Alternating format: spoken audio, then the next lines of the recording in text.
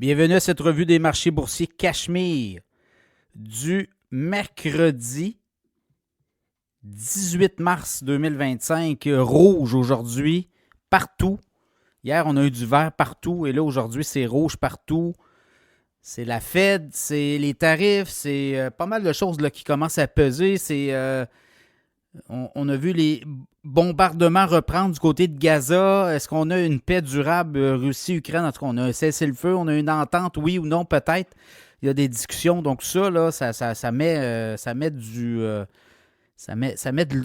beaucoup d'incertitudes là, dans l'équation. Le TSX à Toronto baisse de 79 points, 24 706. Le Dow Jones, 260 points de baisse, 41 581. Le S&P 500, 60 points de baisse, 5 614. Le Nasdaq, 304 points de baisse, 17 504. Le pétrole a retraité de 68 cents à 66,90. Si vous regardez le Bitcoin sur la tendance, baisse de quasiment 2000 $, 82 081 $. Et l'once d'or, c'est le point positif. L'once d'or a monté de 33,50 $ aujourd'hui, 3034,30. Donc, on a franchi les 3000, mais là, on a fracassé les 3000 et on s'installe tranquillement vers les 3100 pour l'or. Ensuite de ça, quand on regarde un peu ce qui retient l'attention du côté de Wall Street, ben c'est ça, hein, c'est la Fed. Demain, la Fed va venir quand même donner, si on veut, la position. Est-ce qu'on est en statu quo? Je pense que c'est un statu quo. Là, le taux directeur aux États-Unis est entre 4,25 et 4,50. Au Canada, il est rendu à 2,75. Il commence à avoir un écart important. Et là, la Fed pourrait nous donner quand même un aperçu où on s'en va. On parle peut-être d'une baisse de taux au mois de juin, au mois de mai. Est-ce qu'on va être capable d'aller avant ça?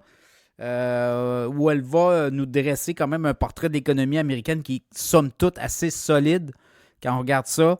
Est-ce qu'on s'en va en récession? Là, je pense que les scénarios de récession, la Fed va peut-être nous calmer le jeu, donc tout ça. Donc, évidemment, quand la Fed, c'est le statu quo, ben, les marchés préfèrent plutôt des baisses de taux que des hausses de taux ou des statu quo. Donc, on est beaucoup là-dedans. Également, là, je regardais les obligations 10 ans sur le marché obligataire, les obligations d'État américains. C'est quoi, là? C'est 4,28, 4,30. C'est à peu près, ça tourne autour de ça, là. Également, NVIDIA, il y avait le sommet NVIDIA, la conférence annuelle où on donne les grandes lignes, Bon, le titre d'NVIDIA a perdu 3,3% aujourd'hui, 3,4%.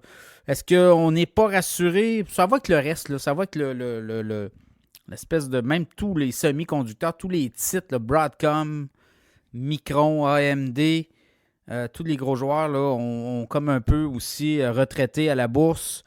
On attend peut-être des signaux plus clairs avec les tarifs.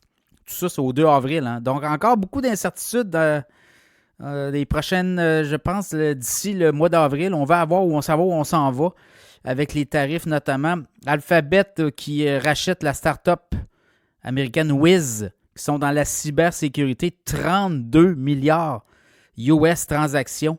Donc, le titre de Google a perdu 2,3. C'est de l'endettement, mais Google a les moyens de ses ambitions. Et on veut ajouter de la cybersécurité dans l'équation du groupe au complet. Donc, c'est un peu ça. Je regardais l'inflation au Canada, elle remonte à 2,6 au Canada, 2 au Québec.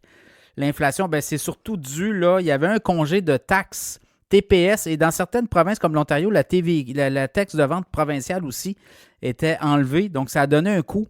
Et là, peut-être qu'avec le coup que ça a donné, on a peut-être vu des commerçants qui avaient remonté les prix de certains produits. Là. Il va falloir décortiquer tout ça.